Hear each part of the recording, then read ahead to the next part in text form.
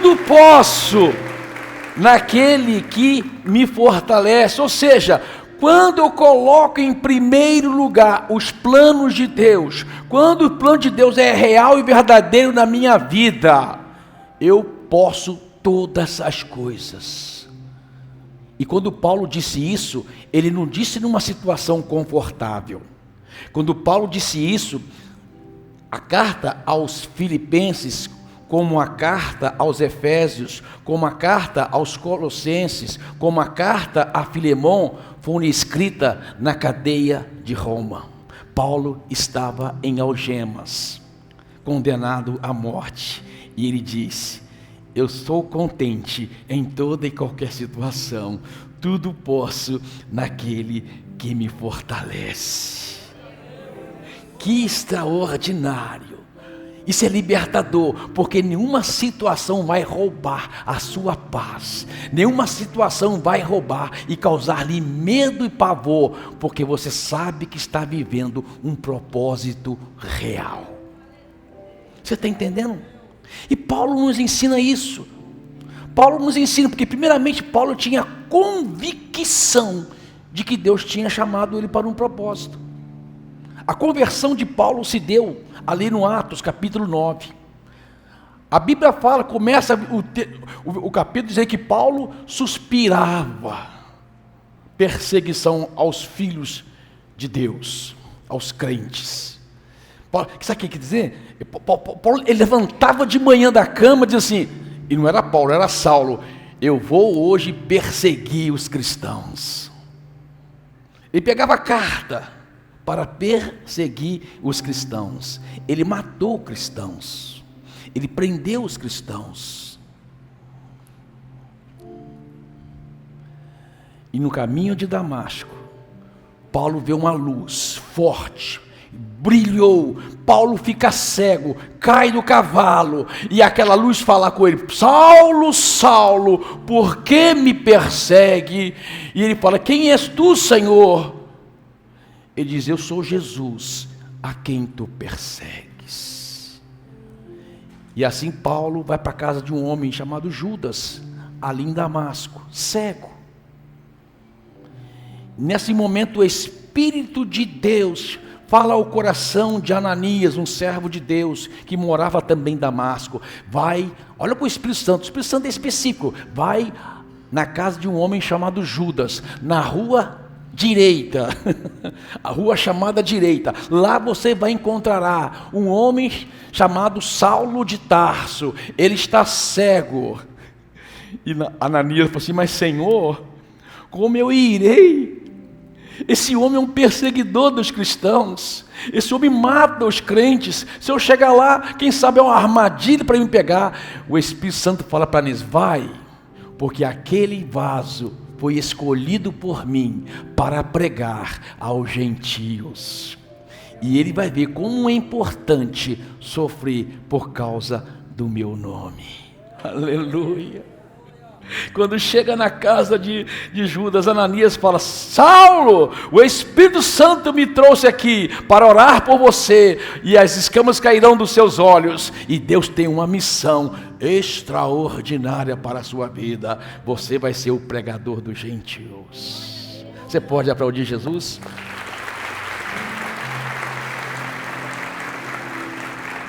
Sabe, querido, a convicção de que você tem um propósito em Deus, de que você colocou em primeiro lugar Deus na sua vida, vai ajudar você a vencer qualquer circunstância.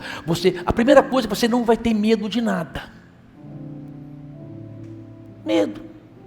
Paulo, depois de pregar por muitos lugares, Macedônia, lá na Ásia, lá em todos os lugares, África, Paulo foi pregando aos gentios. Deus, quando Ananias orou por ele, ele foi lá, recuperou alguns dias, e alguns meses apenas, Paulo já levanta, já começa a pregar o evangelho, a testemunhar acerca de Jesus. É expulso para outros lugares para pregar de Jesus. E Paulo sabia tudo o que acontecia com ele. Tudo o que acontecia com ele. Paulo não tinha medo. E Paulo, a Bíblia fala assim no capítulo, acho que é 20 ou 21 de Atos, Paulo, impelido pelo Espírito Santo a ir para Jerusalém pregar. Impelido, amado, é como se fosse empurrado. Uma pessoa impelida, ela está sendo forçada a fazer uma coisa. O Espírito Santo falava a Paulo: Paulo, você está sendo forçado. Paulo dizia: eu vou para Jerusalém. Eu vou para Jerusalém. O Espírito Santo disse para Paulo: Paulo, você vai testemunhar em Jerusalém. Amado, estar em Jerusalém era estar em perigo de morte. Paulo não tinha medo, ele foi.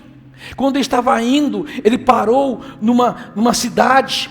Nessa cidade havia alguns discípulos, cidade de Tiro. Ali havia alguns discípulos de Paulo, e Paulo compartilhou com ele o que o Espírito Santo falou para eles, para Jerusalém. E eles orando, disse: olha, Paulo, o Espírito nos disse, não vá para Jerusalém. Tentando convencer Paulo. Amado, pensa, Paulo sabia: eu sei que o que me espera lá são prisões, o que me espera lá são correntes, mas eu sei o propósito do meu chamado, eu tenho convicção para quem eu vim. Aí Paulo continua a viagem, para em Cesareia de Filipe, na casa de Filipe. Filipe tinha 3 filhas também que eram profetisas, e de repente chega um profeta, Ágapo, muito respeitado por eles, e Ágapo começa a profetizar e diz, e pega o cinto de Paulo, arranca o cinto de Paulo, foi lá, pegou Paulo, arrancou o cinto de Paulo, e amarrou os pés de Paulo, e amarrou as mãos de Paulo, e disse: assim acontecerá com o dono desse cinto lá em Jerusalém. Imagina, amado, você com profecia assim, está em Jerusalém, ela está em perigo de morte.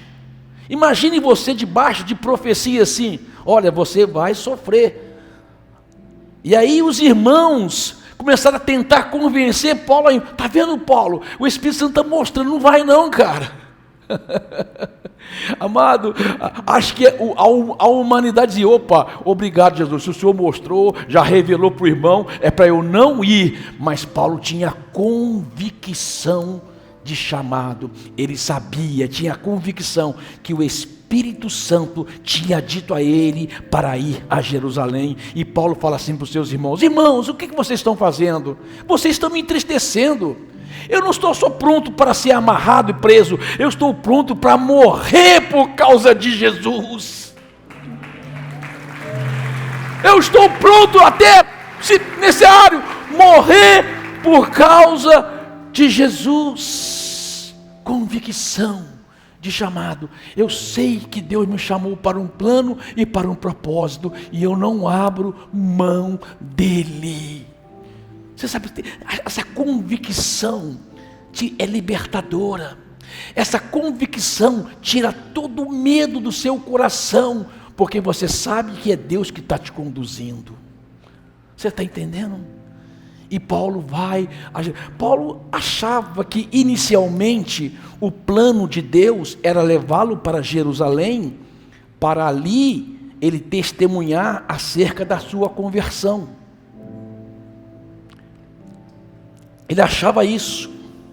Mas é interessante como Deus trabalha. Amado, deixa eu dizer uma coisa para você. Quando você está debaixo da orientação de Deus, quando você se propôs a viver os planos de Deus para a sua vida, ou seja, colocou todos os seus outros planos de forma secundária, submisso ao plano real.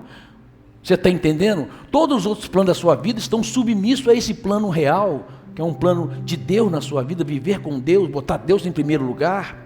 Deus às vezes vai revelando paulatinamente para você durante a caminhada, à medida que você vai andando em obediência à palavra de Deus, em obediência à orientação de Deus, Deus vai revelando, vai descortinando um plano maior para a sua vida. E quando Paulo chega em Jerusalém, ele vai testemunhar, ele encontrou uma situação bem difícil. Houve uma perseguição feroz contra Paulo. Quando Paulo chegou num templo, houve uma denúncia: aquele perturbador que tem falado contra esta casa, que era o templo, falado contra a nossa religião, que é o judaísmo, ele está aqui agora no templo, ele quer causar escândalo. E Paulo tinha ido lá para adorar. prenderam Paulo, começou a haver um alvoroço lá naquela cidade, ligaram, acho que passaram um WhatsApp, né, para o comandante, está tendo um alvoroço aqui, o comandante de Jerusalém, designado por Roma, que era soldado de Roma, foram lá para pagar, e prenderam Paulo, açoitaram Paulo. Você está entendendo? E aí quiseram julgar Paulo. E quando Paulo estava lá, e ele, diante do julgamento lá do Sinédrio, Paulo começa a dar o testemunho dele. E quando ele dá o testemunho dele, falou como é que Deus derrubou ele do cavalo, a luz forte cegou os olhos dele, e uma voz falou com ele: Saulo, por que me persegue? E assim ele se converte, torna-se o grande Paulo, né? O Saulo se tornou o grande Paulo de Tarso, o pregador dos gentios, e ele começa a falar da obra que Deus fez na vida dele. Amado, isso causou uma revolta nos judeus, uma revolta tão grande que 40 homens fizeram um pacto de não comer e não dormir até matarem Paulo. Imagina 40 homens fazer um pacto para te matar. E Paulo, debaixo desse clima,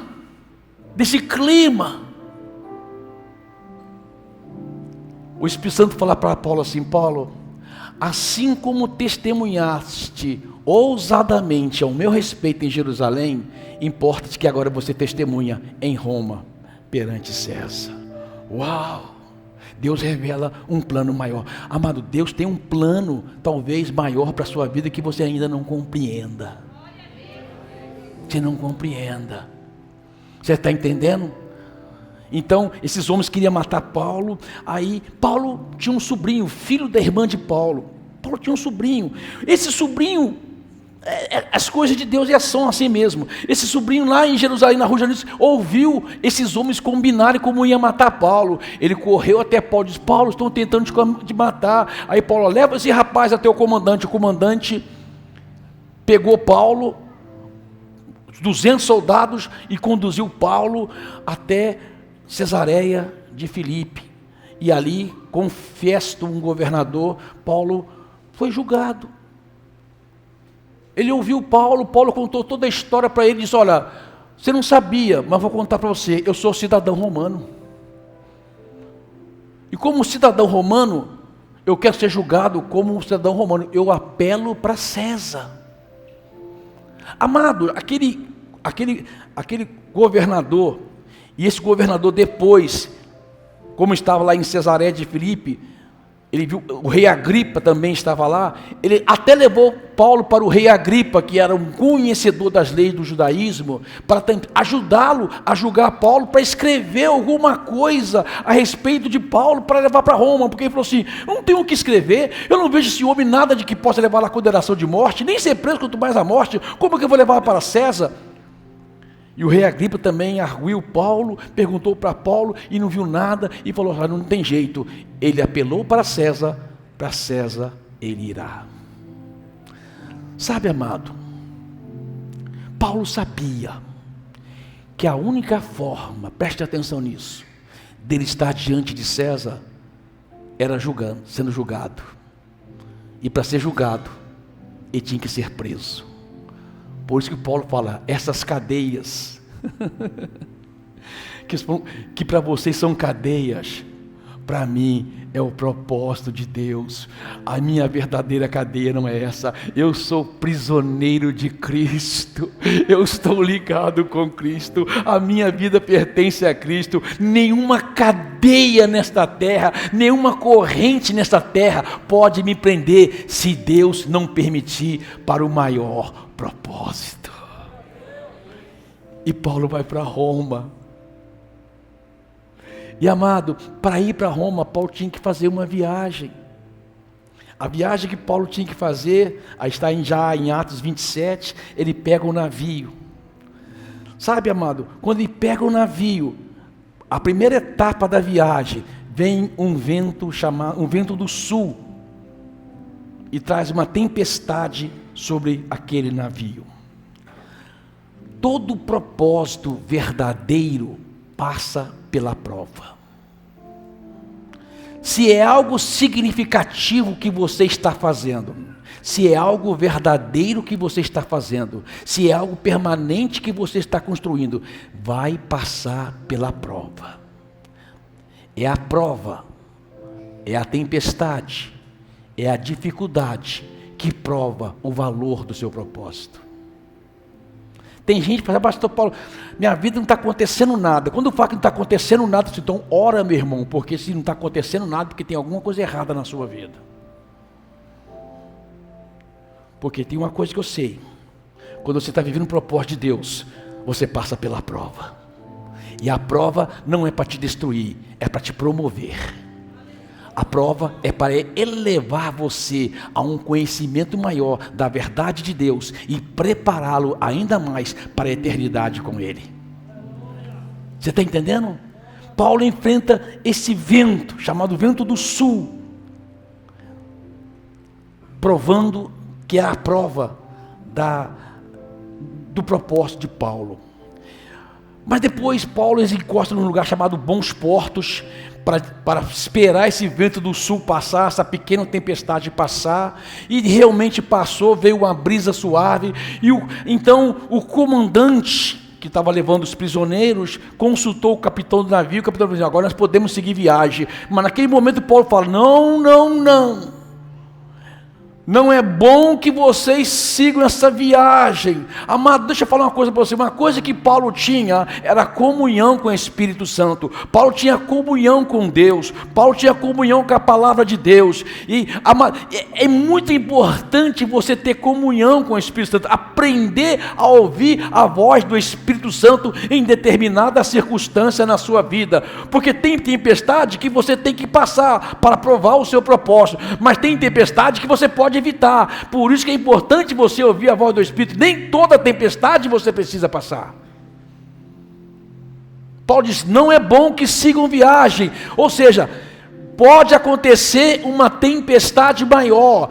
Aprenda a ouvir a voz do Espírito Santo. Amado, o Espírito Santo, ele habita em você. O Espírito Santo está em você. Jesus disse lá em João capítulo 14, eu enviarei o Consolador, o Espírito da verdade, que o mundo não conhece, mas vós conhecereis, porque ele habitará em vós.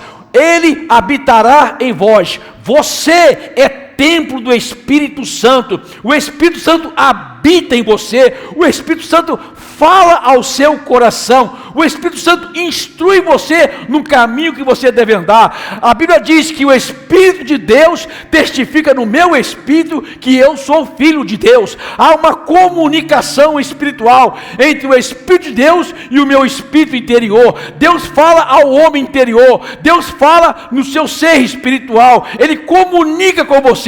O Espírito Santo é o ser que mais se comunica nesta terra. Diariamente, de minuto a minuto, ele está comunicando algo ao seu coração. E você precisa interpretar e saber ouvir a voz do Espírito Santo, porque ele mora em você.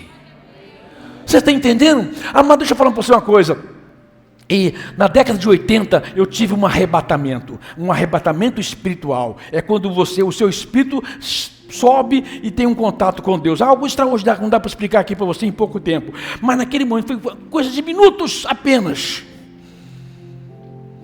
Minutos apenas. Eu cheguei num lugar, eu falei, meu Deus, a Maristela, eu tinha as crianças pequenas ainda, o Pedro Paulo pequeno, o Felipe pequeno, e eu falei assim, Deus, se eu entrar aí eu não volto mais. Eu pensei nos meus filhos, Deus, deixa eu voltar lá porque eu preciso cuidar da minha família. Mas Deus me comunicou tantas coisas naquele pequeno espaço de tempo, que demorou anos, mais de 10 anos, para eu discernir tudo aquilo que aconteceu. Deixa eu falar para você uma coisa.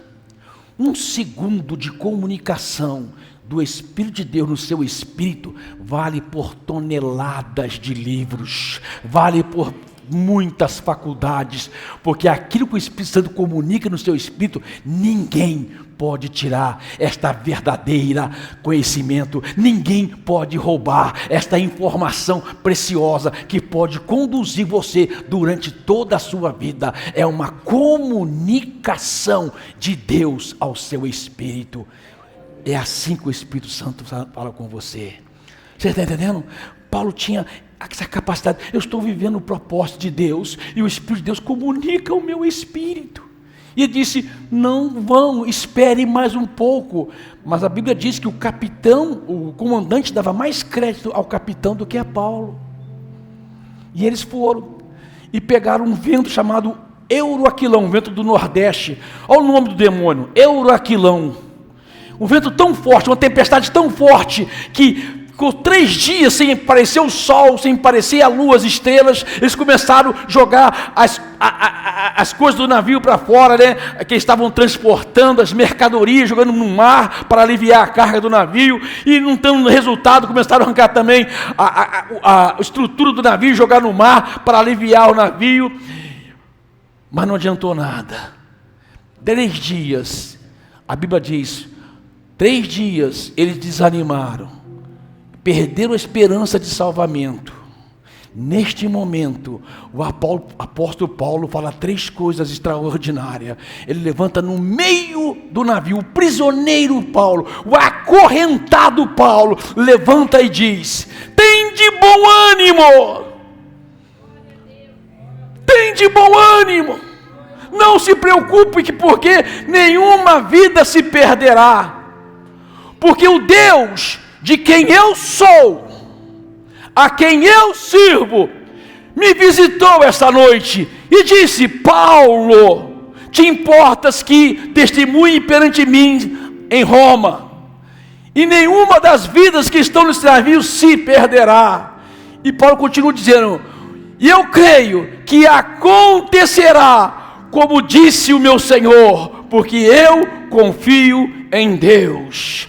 Paulo traz 3 segredos, amado, que pode nortear toda a sua trajetória, se você colocar em primeiro lugar o reino de Deus na sua vida. Paulo te ajuda hoje a compreender, te dá um segredo que, se você aplicar na sua vida, se você guardar, nada vai abalar você. Primeiramente ele diz: o Deus de quem eu sou. Eu pertenço a Deus, eu pertenço a Deus. Paulo sabia que um dia ele estava em cima do cavalo, arrogante, prepotente, perseguindo os cristãos, achando que estava fazendo a coisa certa, até que ele caiu do cavalo e encontrou com Jesus, e Jesus disse: Saulo, Saulo, agora você é meu, agora você é meu, eu te comprei para mim e plantei no seu coração um propósito. Paulo sabia que agora ele pertencia a Deus. Amado, o senso de pertencimento é extraordinário. Você tem que acreditar que você pertence a Deus. Eu sou de Deus, eu sou de Deus. O próprio Senhor Jesus disse em João 14:33: não foi vós que escolhestes a mim, eu que escolhi a vós outros, e vos designei para que vades e deis fruto, e o vosso fruto permaneça, a fim de tudo que pedis em meu nome, o Pai vos conceda. Amado, você pertence a Ele. Você foi comprado com o precioso sangue de Jesus. Você foi comprado com alto preço. Você não tinha como pagar, mas Deus te comprou para Ele. Ele agora é o seu Senhor, Ele é o seu Salvador, e você pertence a Ele. Quando você tem certeza que pertence a Deus, você sabe que é Deus que te guarda. Você pode dizer glória a Deus? Você pode aplaudir Jesus? Senso de pertencimento. Eu pertenço a Deus, eu sirvo a Deus. Eu sou servo do Senhor, o Senhor me chamou para uma boa obra, Ele colocou dentro de mim esta obra. Amado, deixa eu te falar para uma coisa, eu não sei qual é a função que você tem, qual é o trabalho que você exerce, qual é a sua profissão, não importa qual seja ela. Se você entender propósito, você vai entender que toda profissão, todo trabalho, não importa qual, tem que estar alinhado com o propósito real. E quando você coloca como propósito real, tudo que você faz a serviço de Deus. Se você é um médico, você é um médico a serviço de Deus. Se você é um engenheiro, você é um engenheiro a serviço de Deus. Se você é um mecânico, você é um mecânico a serviço de Deus. Se você é um enfermeiro, você é um enfermeiro a serviço de Deus. Se você é um borracheiro, você é um borracheiro a serviço de Deus. Não importa se você é um pintor, você é um pintor a serviço de Deus. Se você faz qualquer coisa e entende propósito, você sabe que Deus usa aquilo que Ele entregou na sua mão para cumprir o propósito dele. O Deus a quem eu sirvo eu sirvo a Deus. Não importa aonde eu esteja, não importa como eu esteja fazendo, eu sirvo a Deus. Você entende? Serviço a Deus. E a terceira coisa, Paulo fala: eu confio em Deus. Eu confio em Deus. Amado, Paulo tinha uma confiança em Deus que fazia com que ele andasse em lugares difíceis. Eu não fico pensando, Paulo, ele já tinha enfrentado 3 náufragos e agora entra no navio. Como pode uma pessoa que já fundou 3 vezes o navio com ele e entra no 4º navio? É porque tinha convicção, é porque sabia que Deus tinha um chamado. Amado, quem tem chamado não tem medo de entrar em avião. Se o avião cair, amado, eu tenho chamado. Se o navio afundar, eu tenho chamado. Se o carro bater, eu tenho um chamado. Eu confio em Deus, Ele vai sustentar o meu chamado. Eu confio em Deus, Ele vai suprir a minha necessidade. Eu confio em Deus, Ele vai guardar a minha casa. Eu confio em Deus, eu confio em Deus, aleluia. Eleva os meus olhos para os montes, disse Davi, de onde me virá o socorro? Na convicção de que Deus é o Senhor da vida dele, diz: o meu socorro vem do Senhor, que criou os céus e a terra. Ele não permitirá que os meus pés vacilem, Ele não dormitará e nem vai toscanejar o guarda de Israel. O Senhor vai me guardar de dia do sol escaldante e de noite da lua. O Senhor me protegerá e me livrará de todo mal. Eu confio em Deus, eu confio em Deus, eu confio em Deus. Uau! Amado, coloque isso no seu coração. Coloque isso na sua vida.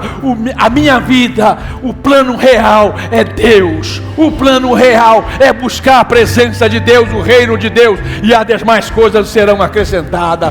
Fica de pé no seu lugar. Eu quero orar com você, em nome de Jesus.